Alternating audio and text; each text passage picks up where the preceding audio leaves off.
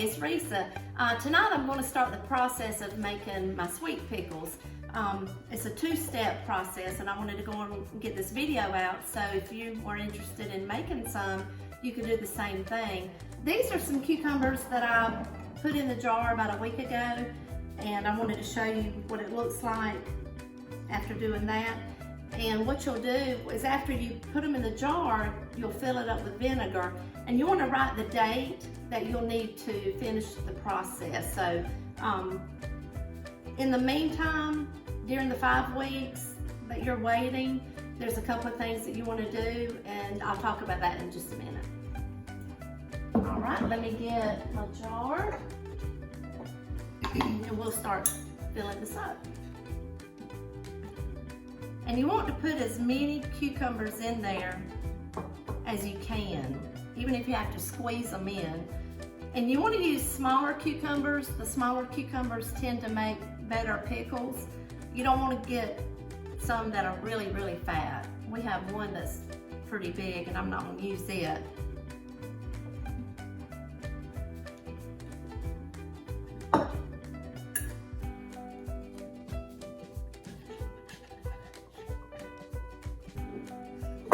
You might think I'm putting too many in there by the time it's over with, but like I said, you want to fill it up as much as you can, because later when we cut them, they're not going to take up as much space. So you want to have a full jar.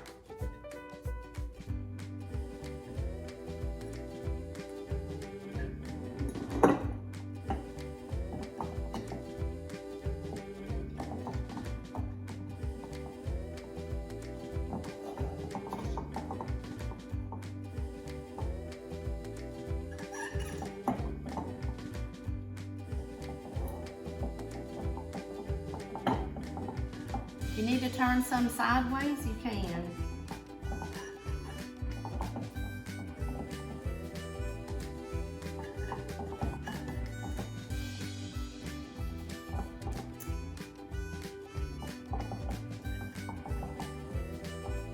Let's see if I can get him in there.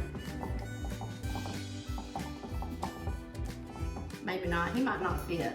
Okay, but that's good enough. So after you fill your jar, you're going to fill it up with vinegar.